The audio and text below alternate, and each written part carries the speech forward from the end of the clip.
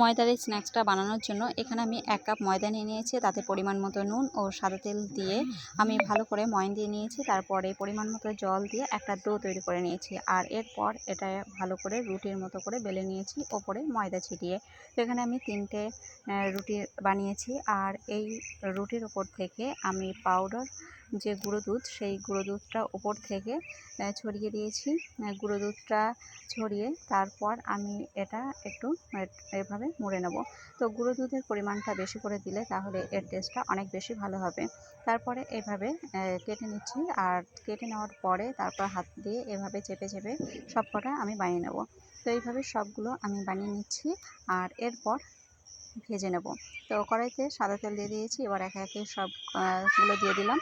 দিয়ে এবার ভালো করে আমি দুদিকটাই লাল লাল করে ভেজে নেব। তো এই যে ভাজা হয়ে গেছে, এবার তৈরি। আপনাদের এই ভিডিওটা কেমন লাগলো জানাবেন।